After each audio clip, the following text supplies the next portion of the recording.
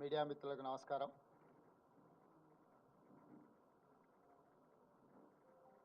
Fan బంద్ చేయాలి.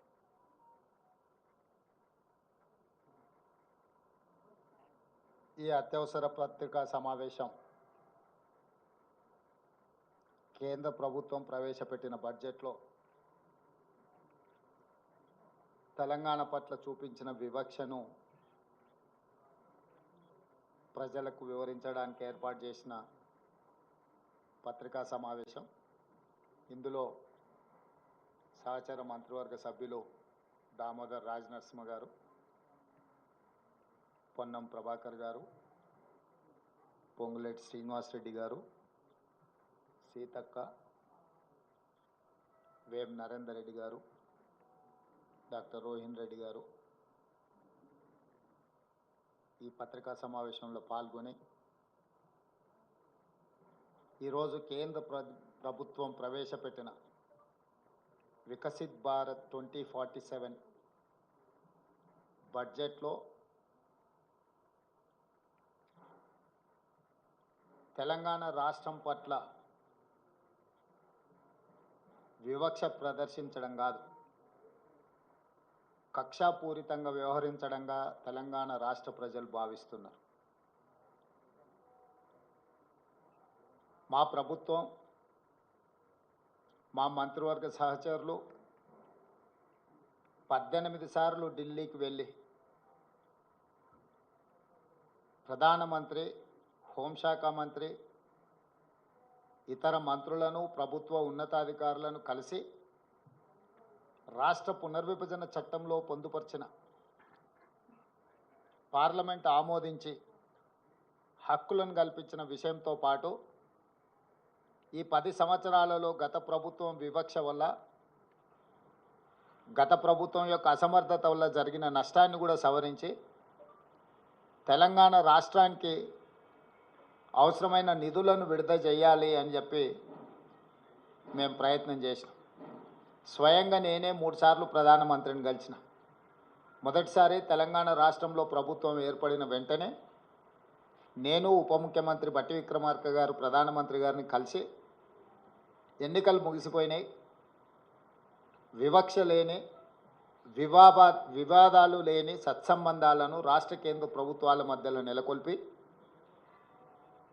అభివృద్ధికి ఒకరికొకరం సహకరించుకొని ముందుకు వెళ్తామని మొదటిసారి కలిసి చెప్పడం జరిగింది.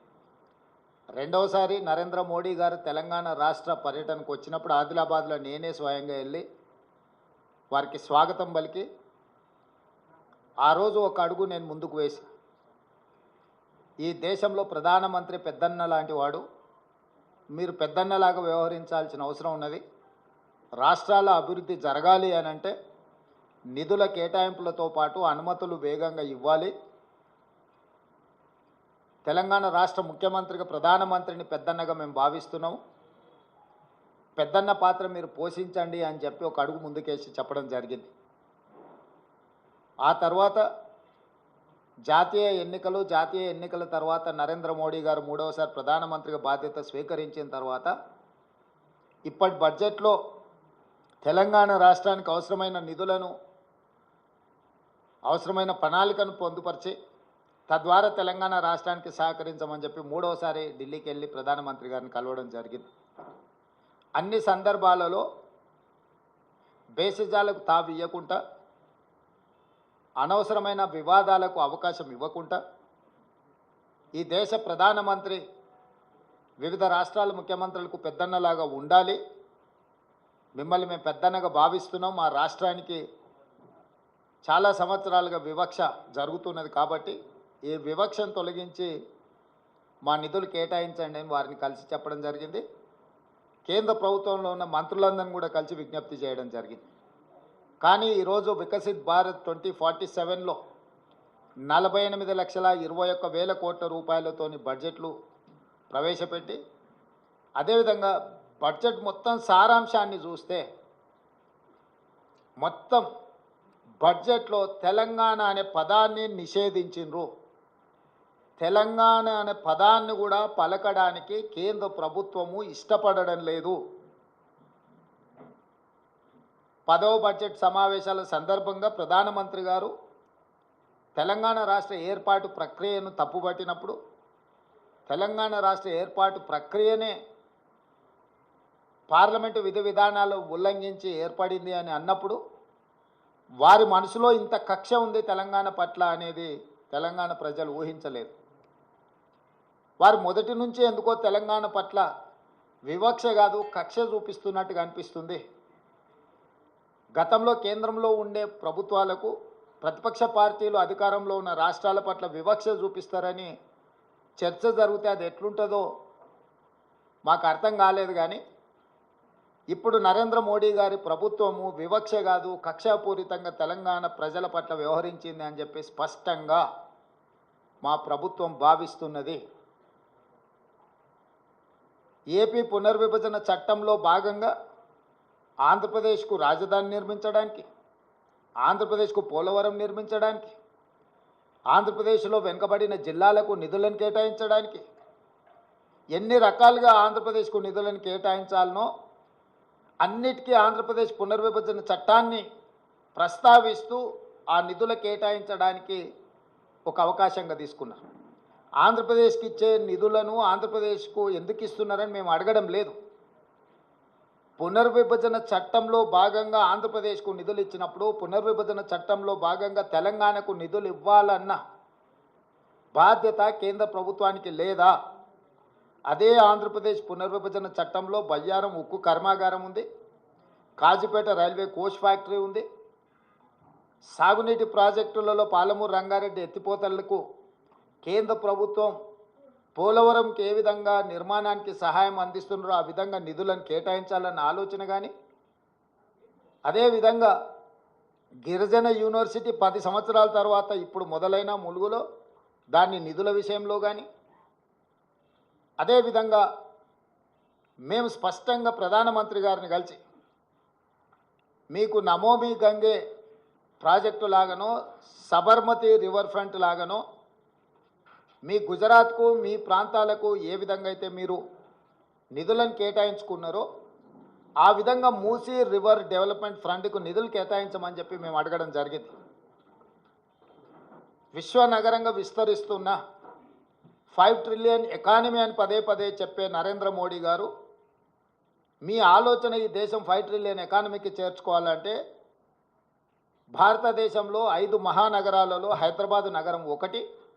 ఈ హైదరాబాద్ నగరానికి మెట్రో విస్తరించడం ద్వారా ఇక్కడ మౌలిక వసతుల యొక్క అభివృద్ధిని చేయడం ద్వారా విదేశాల నుంచి పెట్టుబడులను ఆకర్షించి లక్షలాది మంది నిరుద్యోగ యువకులకు ఉద్యోగ ఉపాధి అవకాశాలు కల్పిస్తే దేశం యొక్క ఎకానమీ పెరుగుతుంది అని చెప్పి వారికి చెప్పడం జరిగింది.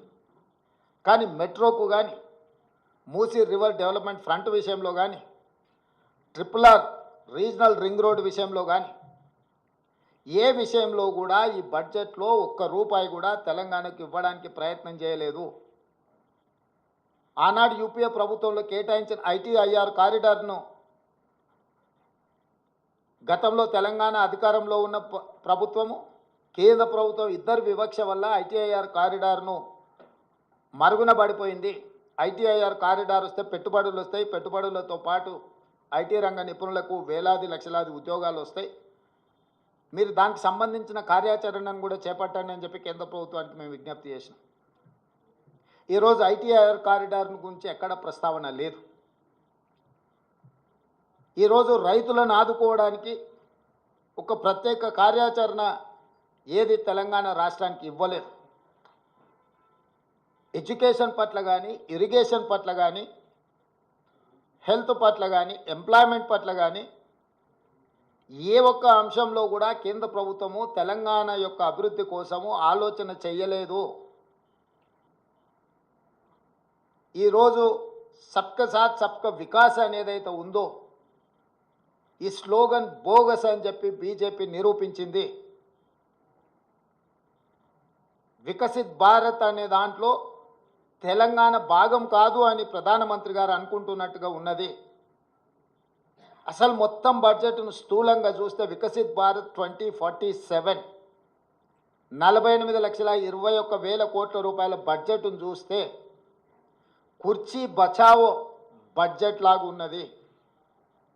బీహార్కు ఆంధ్రప్రదేశ్కు తప్ప ఇతర రాష్ట్రాల పట్ల కేంద్ర ప్రభుత్వం వ్యవహరించిన తీరు కేవలం కుర్చీని కాపాడుకునే ప్రయత్నంలో భాగంగానే ఈ బడ్జెట్ను ప్రవేశపెట్టినట్టుగా కనిపిస్తుంది.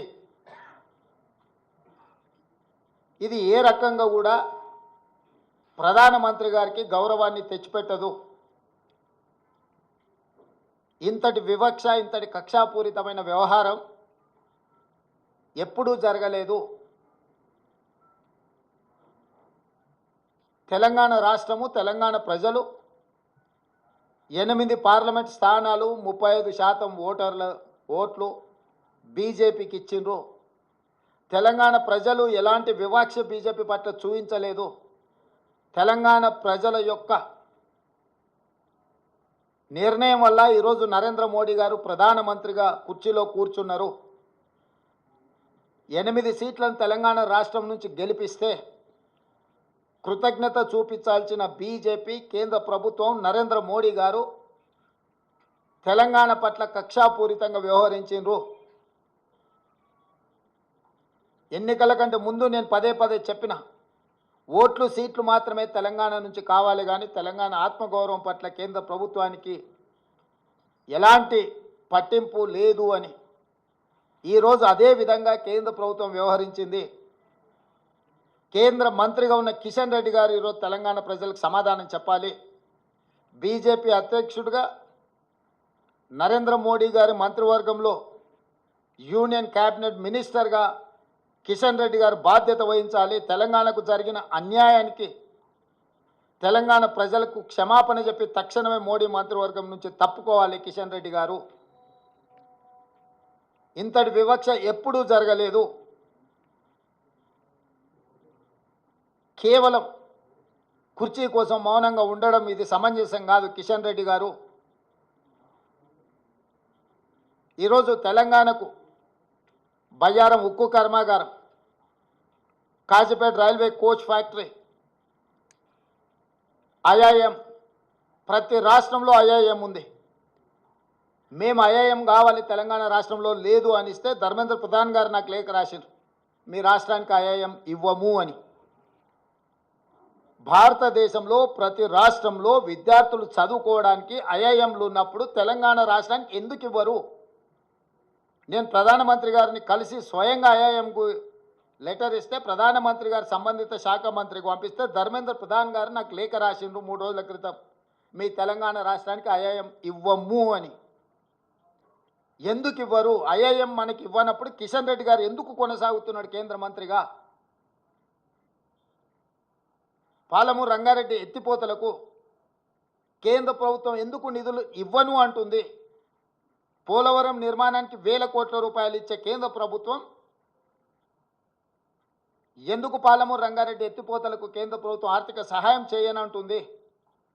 అమరావతి నిర్మాణానికి 1000 కోట్ల రూపాయలు ఇస్తా అంటున్న కేంద్ర ప్రభుత్వం హైదరాబాదు నగరంలో మెట్రో విస్తరణకు కానీ, మూసీ రివర్ డెవలప్మెంట్ ఫ్రంట్కు కానీ, రీజనల్ రింగ్ రోడ్ కోసం కానీ, వరంగల్లో, ఆదిలాబాదులో ఏర్పాటు చేయాలనుకుంటున్న ఎయిర్పోర్టులకు ఎందుకు ప్రత్యేకంగా నిధులు ఇవ్వరు అని చెప్పి కేంద్ర ప్రభుత్వాన్ని తెలంగాణ రాష్ట్ర ప్రభుత్వం ప్రశ్నిస్తున్నది. పెద్దన్నగా మేము భావిస్తుంటే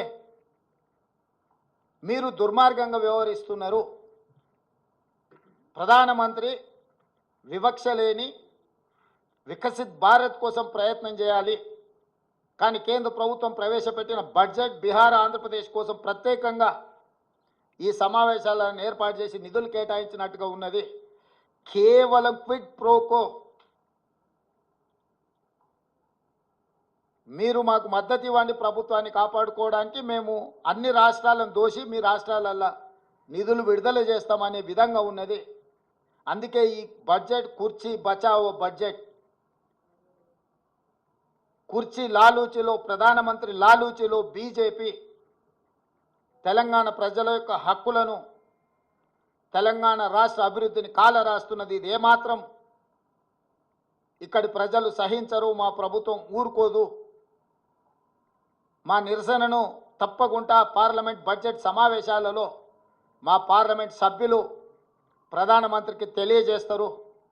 8 మంది ఎంపీలను బీజేపీకి ఇస్తే మౌనంగా ఉండొచ్చేమో, బానిసలుగా తల వంచుకొని మోడీ ముందు నిలబడి ఉండొచ్చేమో, కానీ కాంగ్రెస్ నుంచి గెలిచిన 8 మంది పార్లమెంట్ సభ్యులు మిగతా పార్లమెంట్ సభ్యులను అందరిని కూడా సమన్వయం చేసుకొని తెలంగాణ ప్రజల యొక్క హక్కుల కోసం ఖచ్చితంగా పార్లమెంట్లో నిరసన తెలుపుతారు.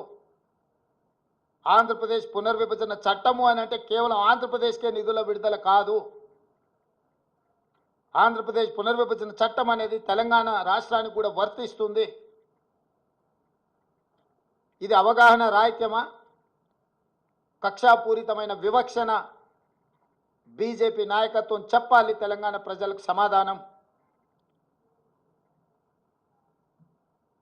మేము ఎంత ఫ్రెండ్లీగా ఉండడానికి ప్రయత్నం చేసినా, ఎంత కేంద్ర ప్రభుత్వం నుంచి సహకారాన్ని పొందాలని మేము చేస్తున్న ప్రయత్నాలు ఏవి ఇది తెలంగాణ ప్రజల చేతగానితనం కాదు, ఇది తెలంగాణ ప్రజల యొక్క మంచితనం.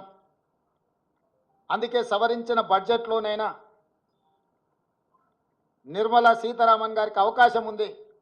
బడ్జెట్ను సవరించి బయ్యారం ఉక్కు కర్మాగారం, Kazipet railway coach factory, Palamuru Rangareddy ఎత్తిపోతల సాగునీటి ప్రాజెక్టుకు అవసరమైన నిధులు, మూసీ రివర్ డెవలప్మెంట్ కోసం గోదావరి జలాలను తీసుకొచ్చి ఉస్మాన్ సాగర్, హిమాయత్ సాగర్కి అనుసంధానం చేయడానికి అవసరమైన నిధులను, మూసీ రివర్ ప్రాంతాన్ని, పరివాహక ప్రాంతాన్ని, కలుషితమైన ఈ నగరాన్ని ఈ కాలుష్యం నుంచి కాపాడడానికి అవసరమైన నిధులను, మెట్రోను విస్తరించడానికి అవసరమైన నిధులను, ఫార్మా రంగంలో ఫార్మా విలేజ్లను ఏవైతే నిర్మించాలనుకుంటున్నామో దానికి సంబంధించిన ఇన్ఫ్రాస్ట్రక్చర్ కోసం అవసరమైన నిధులను సవరించిన బడ్జెట్లో పెట్టి వ్యవహరిస్తున్న విధానాన్ని మార్చుకొని కక్షలు వివక్షలు పక్కన పెట్టి తెలంగాణ రాష్ట్ర అభివృద్ధికి సహకరించాలి. అట్లా కాకుండా వ్యవహరిస్తే భారతీయ జనతా పార్టీకి తెలంగాణ రాష్ట్రంలో నూకలు చెల్లినట్టే. ఉపన్యాసాలు ఇవ్వడం కాదు కిషన్ రెడ్డి గారు, ఢిల్లీ నుంచి ఏం నిధులు తెచ్చినావు ప్రజలకు జవాబు చెప్పు.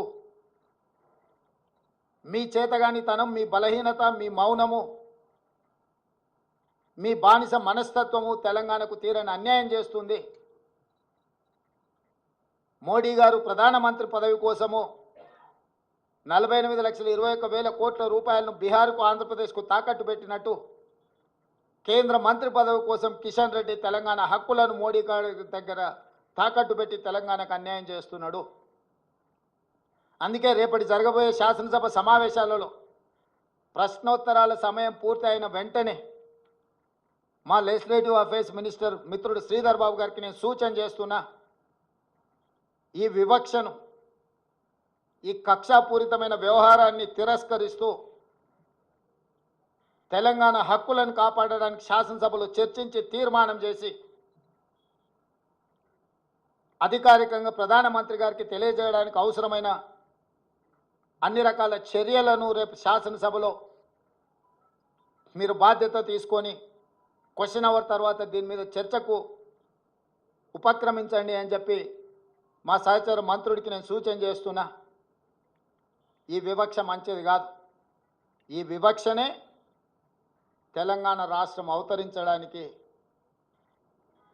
ఈ వివక్షనే ఇతరుల యొక్క ఆధిపత్యం మీద ప్రజలు ఇచ్చిన తీర్పు. ఈ రాష్ట్ర ప్రజలు ఇచ్చిన తీర్పు 2023. మళ్ళీ మీరు తెలంగాణ ప్రజలను మళ్ళొకసారి కార్యాచరణ చేపట్టే విధంగా మాకు తప్పని పరిస్థితి కల్పించవద్దు అని చెప్పి ప్రధానమంత్రి గారికి నేను విజ్ఞప్తి చేస్తున్నా. భారతీయ జనతా పార్టీ 8 మంది పార్లమెంట్ సభ్యులకు కూడా నేను సూచన చేస్తున్నా. అదేవిధంగా ఎంఐఎం పార్లమెంట్ సభ్యుడు కూడా నేను విజ్ఞప్తి చేస్తున్నా. కాంగ్రెస్ పార్లమెంట్ సభ్యులతో పాటు తెలంగాణ పార్లమెంటు 17 మంది సభ్యులు రాజ్యసభలో ఉన్న వాళ్ళు కూడా ఈ అవసరమైన నిరసన కార్యక్రమానికి సహకరించాలి. మీ చిత్తశుద్ధిని నిరూపించుకోవాలి. రాష్ట్రం యొక్క హక్కులను, రాష్ట్రం యొక్క అనుమతుల కోసం రాజకీయాలకు అతీతంగా అందరం కలిసికట్టుగా నిలబడి కొట్లాడాల్సిన సమయం సందర్భం వచ్చింది. కాబట్టి ఈరోజు తెలంగాణ రాష్ట్రానికి బడ్జెట్లో తీరని అన్యాయం జరిగింది. నరేంద్ర మోడీ గారు వివక్షపూరితంగా కక్ష సాధింపు చర్యలకు పాల్పడుతున్నాడు తెలంగాణ ప్రజల పట్ల. దీన్ని తీవ్రంగా కాంగ్రెస్ పార్టీ, మా ప్రభుత్వము ఖండిస్తుంది. దీనికి సంబంధించిన కార్యాచరణ అటు పార్లమెంటులోనూ ఇటు శాసనసభలోనూ తప్పకుండా నిరసన కార్యక్రమం చేపట్టడం జరుగుతుంది.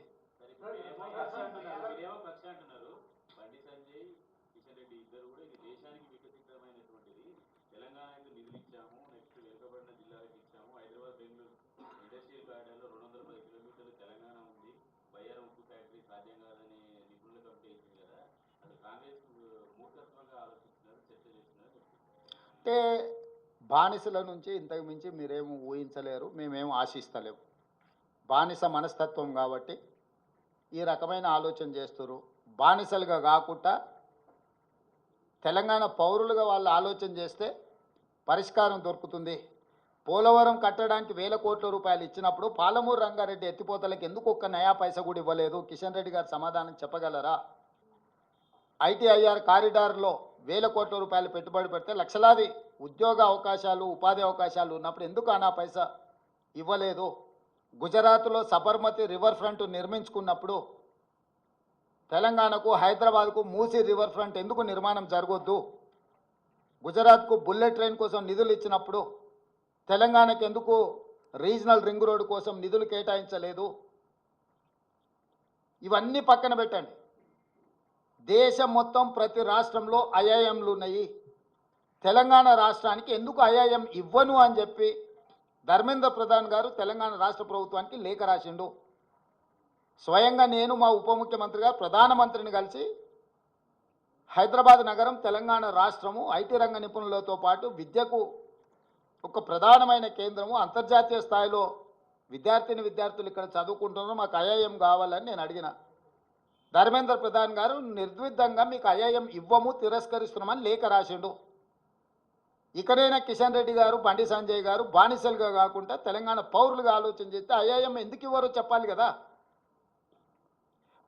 ఆంధ్రప్రదేశ్ పునర్విభజన చట్టంలో పొందుపరిచిన విషయాలు, ఆంధ్రప్రదేశ్కు సంబంధించిన అంశాలను పరిష్కరించడానికే ఉందా? అందులో ప్రస్తావించిన తెలంగాణ సమస్యలను కూడా పరిష్కరించడానికి ఉందా? ఈ ఈ ఈ ఒక్క విషయంలో బండి సంజయ్, కిషన్ రెడ్డి గారి యొక్క ఆలోచన ఏందో చెప్పమని.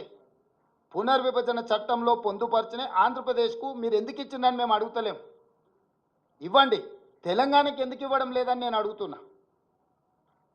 చట్టబద్ధంగా తెలంగాణ ప్రజలకు ఇచ్చిన హక్కులు బయ్యారమేమో ఉపయోగపడలేదు, కాజీపేట రైల్వే కోచ్ ఫ్యాక్టరీ ఏమో అవసరమే లేదు, ఐఐఎం అసలు తెలంగాణ విద్యార్థులు చదువుకోవాల్సిన పని లేదు, ఐటీఐఆర్ కారిడారు ప్రస్తావనే లేదు. ఇంకా ఇంకా ఎందుకు బుకాయించాలనుకుంటున్నారు కిషన్ రెడ్డి గారు, బండి సంజయ్ గారు?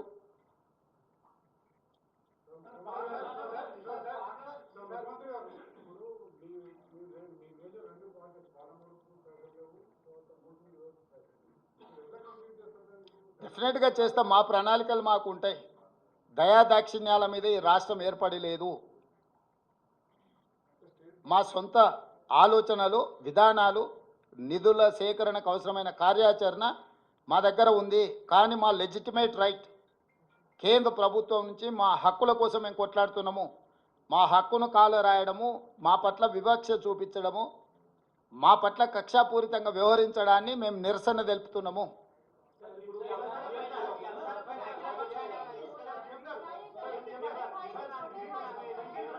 ఏం ప్రతాప్,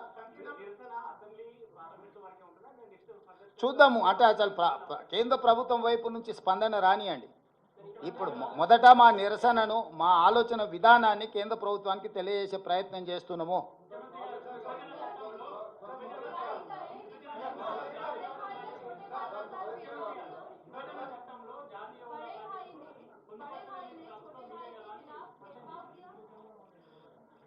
हम लोग समझ रहा है प्रधानमंत्री हर प्रदेश के मुख्यमंत्री का बड़ा भाई, मगर बड़ा भाई जो कुर्सी पे बैठा है वो बड़ापन नहीं दिखा रहा है। उनके लिए खाली कुर्सी बचाने के लिए इस बजट को इस्तेमाल किए। ये एनडीए का मतलब नायडू नीतीश डिपेंडेंट अलायंस। आज के तारीख में नरेंद्र मोदी जी एनडीए का मतलब भी और कुछ कहना चाह रहा है। नायडू नीतीश डिपेंडेंट अलायंस सब सारे बजट बिहार और आंध्र प्रदेश को देकर कुर्सी बचाने के लिए प्रधानमंत्री जी कोशिश कर रहा है। हर किस तेलंगाना की जनता माफ नहीं करते भारतीय जनता पार्टी को। 8 सीट दिया हुआ है तेलंगाना से, मगर ये 8 एमपी लोग बॉन्डेड लेबर जैसा मोदी के सामने सर झुका के जीने के लिए कोशिश कर रहा है। हर तेलंगाना के जनता ये सब सारे देख रहा है, आंखों के सामने दिख रहा है। इसीलिए हम लोग तेलंगाना के ओर से जो Andhra Pradesh state reorganisation act में जो कानून बनाया, Bayyaram steel factory, Kazipet railway coach factory, triple IT, IIM, Palamuru Rangareddy lift irrigation के बजट और बाकी के जितने सारे कानून में लागू किए सब सारे हम लोग मांग रहा है। ये किसी का मेहरबानी नहीं है, ये हमारा हक है। पहले से हम लोग ये कह रहे हैं कि केंद्रीय सरकार को तेलंगाना सरकार ने 1 रुपये टैक्स के पेमेंट किए तो 43 पैसा हम लोगों को मिल रहा है, मगर बिहार को तो 7 रुपये मिल रहा है। 1 रुपये बिहार से टैक्स अगर कलेक्शन हुए तो बिहार को 7 रुपये मिल रहा है, उत्तर प्रदेश को 6 रुपये मिल रहा है। क्यों ये विवक्षा?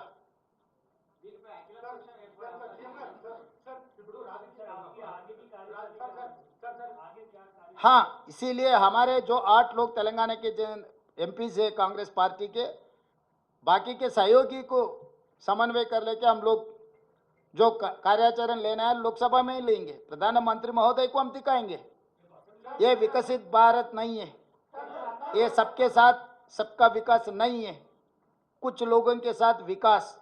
वो विकास इसीलिए किसी के लिए कुर्सी बचाने का काम में लग गए, किसी ने माल उठाने में लग गए।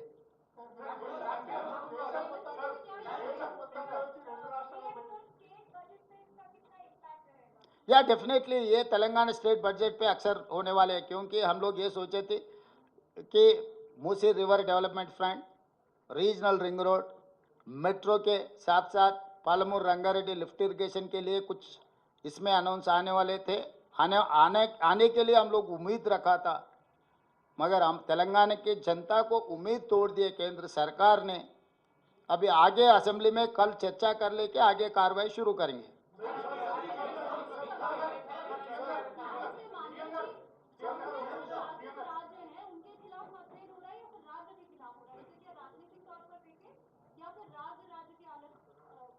नहीं, अभी कुर्सी बचाने में लग गए। ये कुर्सी बचाओ बजट इसीलिए बिहार आंध्र प्रदेश को ज़्यादा दे दिए कि अभी ये NDA dependent on Bihar and Andhra Pradesh. That is how they allocated funds to Bihar and Andhra Pradesh. We are not opposing allocating to Bihar and Andhra Pradesh. हम लोगों की मांग एक ही है, क्यों तेलंगाना को नहीं दिए?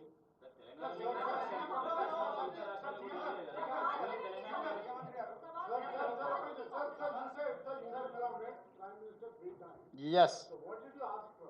Sir, everything, whatever I have spoken. Can you tell us the figures, like how much money you have asked for? Yeah, definitely where they have through act, we have got some assurances. That is point number 1, Bayaram Steel Factory. Point number 2, Railway Coach Factory in Kazipet, IIM and ITIR corridor and Palamur Rangareddy lift irrigation. All other development activities, these are the assured by the Lok Sabha and Rajya Sabha. He has refused to implement that schemes after completing 10 years also. And whereas he has mentioned Andhra Pradesh Reorganization Act in this budget, saying that he is allocating to Polavaram funds, he is allocating to Amaravati capacity funds, he is allocating something to Andhra Pradesh, whereas Telangana, same act has given some assurances to Telangana. Why he has refused to implement that? That is what we are asking. We are not asking less or more. We are asking our legitimate right. We are demanding that, Mr. Prime Minister, please implement our assurances. You cannot ignore just like that. If you don't have any political connection or personal connection or emotional connection with the Telangana people, okay, people will say tomorrow what is going to happen, you see.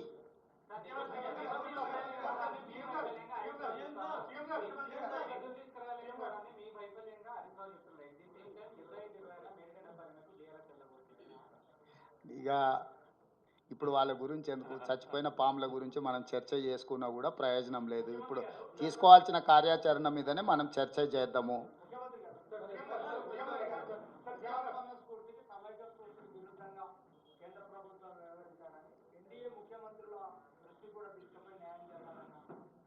అంటే నేను అనేది NDA ముఖ్యమంత్రుల వీళ్ళ వాళ్ళ కాదు, ఒక రాష్ట్రానికి రావాల్సిన నిధులు. నేను వాస్తవంగా దక్షిణాది ముఖ్యమంత్రుల సమావేశాన్ని ఏర్పాటు చేసి రాబోయే రోజుల్లో దక్షిణాదికి జరుగుతున్న అన్యాయం విషయంలో చర్చించాలనుకున్నా. మేము తమిళనాడుకు కర్ణాటక ముఖ్యమంత్రులకు సమాచారాన్ని చేరవేసినాము. మిగతా వాళ్ళు కలిసి వస్తే మంచిదే, కేరళ, ఆంధ్రప్రదేశ్, పాండిచ్చేరి, లేదంటే అట్లీస్ట్ ఈ 3 రాష్ట్రాల ముఖ్యమంత్రులను సమన్వయం చేసుకొని దక్షిణాది రాష్ట్రాల పట్ల చూపిస్తున్న వివక్ష, దక్షిణాది రాష్ట్రాల ప్రజలను ఓటింగ్ మిషన్లుగా, సీట్లు గెలిపించే యంత్రాలుగా మాత్రమే నరేంద్ర మోడీ గారు బీజేపీ భావిస్తున్నది. ఈ వివక్ష ఎక్కువ కాలము చెల్లదు. దీర్ఘకాలికంగా ఈ వివక్ష ఇలాగే కొనసాగితే అది ఇంకొక ఉద్యమానికి దారితీసే ప్రమాదం పొంచి ఉన్నది. ఇది కేంద్ర ప్రభుత్వానికి చెప్పదలుచుకున్నాం స్పష్టంగా.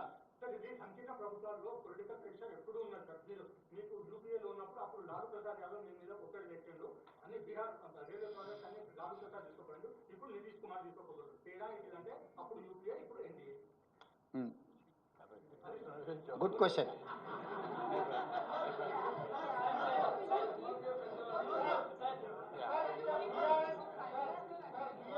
Yeah, definitely. We will try our level best. We don't ignore appropriate forums. Prime Minister is the important person or responsible person to sanction budget or permissions. Definitely we will try our level best to reach our goal.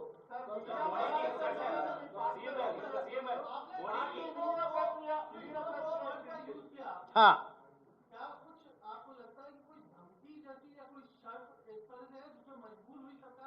Sanjay ji, हमारा मतलब Kwid प्रोको के मतलब है कुर्सी बचाने के लिए नजराना दे रहा है बिहार। ये मैं इसीलिए कहा एनडीए का मतलब नायडू नीतीश डिपेंडेंट अलायंस।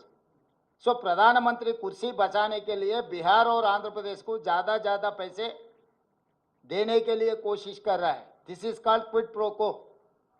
तो इसीलिए हम लोग ये कह रहे हैं कि हम लोग खामोश बैठने वाले नहीं हैं।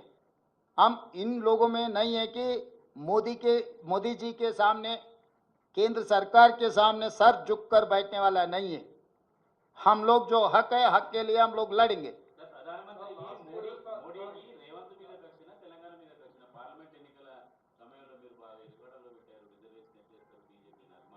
ఆయన అంతకంటే ముందు బడ్జెట్ సమావేశాలనే తెలంగాణ రాష్ట్ర ఏర్పాటు ప్రక్రియనే తప్పుబట్టిండు.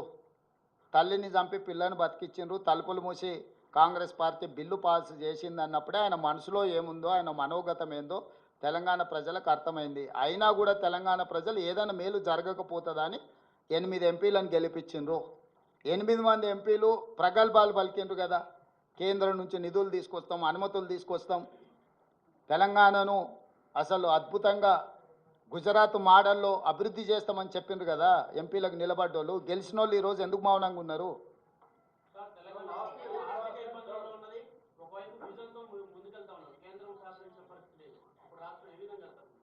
ఖచ్చితంగా విజన్తోనే వెళ్తాం ముందుకు. ఇప్పుడు కేంద్ర బడ్జెట్ గురించి మాట్లాడుకుందాం. కేంద్ర బడ్జెట్ గురించి ఏమన్నా ఉంటే అడగండి. ప్రమోద్.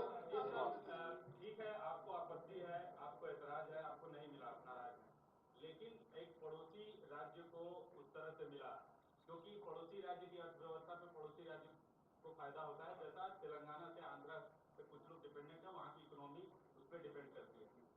तो क्या आप उस लिहाज से आप हटा दीजिए तेलंगाना, आप एक मुख्यमंत्री के तौर पे, तेलंगाना के नागरिक के तौर पे आप अपना कंसर्न जता चुके हैं, लेकिन आंध्र प्रदेश को जो मिला है उसको आप कैसे देखते हैं? क्योंकि 10 सालों से आंध्र बाइफर्केशन के बाद आंध्र प्रदेश के साथ क्या हुआ ये एक्सप्लेन करने की जरूरत नहीं है, लेकिन वो मिला है उसको आप वेलकम करते हैं कि नहीं? प्रमोद जी, मैं मेरी बात साफ आपके सामने रख चुका है।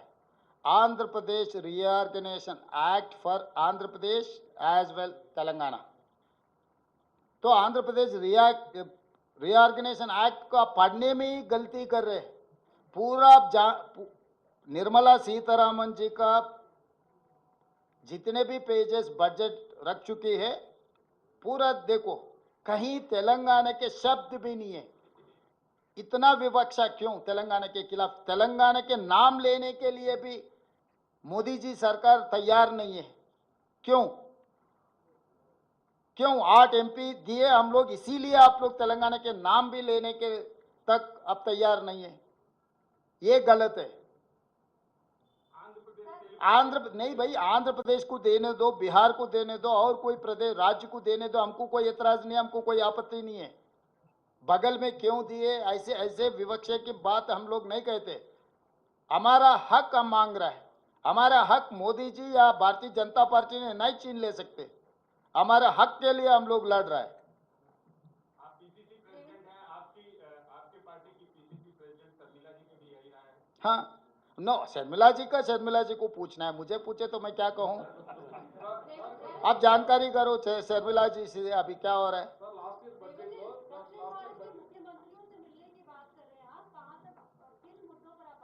सब साउथ के delimitation of parliament seats, budget allocation, other permissions, जितने बीमारू स्टेट्स को दे रहे, बिहार, मध्य प्रदेश, उत्तर प्रदेश, राजस्थान, जो इलाके को, जो राज्यों को जो पैसे मिल रहा है, साउथ को क्यों नहीं मिल रहा है? ये विवक्षा के खिलाफ हम लोग लड़ना चाह रहे हैं। इसीलिए हम लोग ये कोशिश करेंगे कि तमिलनाडु को और कर्नाटक को आगे, जो जो हमारे साथ में आएंगे, सब लोगों को साथ में लेकर आगे चलाने के लिए हम कोशिश करेंगे।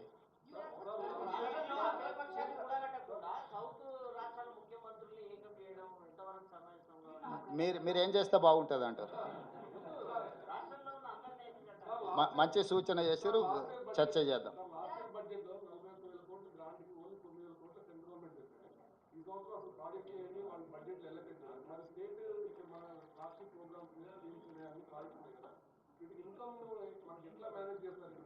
శ్రీనివాస్ గారు, మీరు అర్థం చేసుకోండి, మనం ఇప్పుడు హక్కుల కోసం మాట్లాడుతున్నాం. మన హక్కులు వాళ్ళు కాల రాసినంత మాత్రాన మనం చచ్చిపోతామని మీరు భావించకండి. బ్రతికుండడం ఎలాగో, అభివృద్ధి చెందడం ఎలాగో మాకు తెలుసు.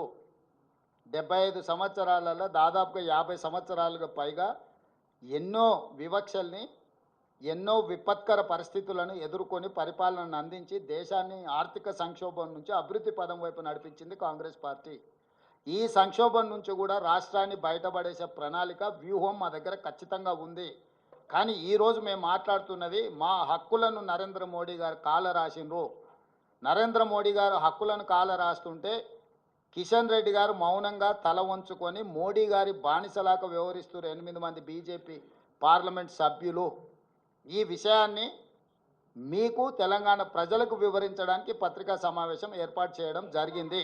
దీనికి సంబంధించి రేపు శాసనసభలో పూర్తి స్థాయిలో చర్చకు పెడతాము.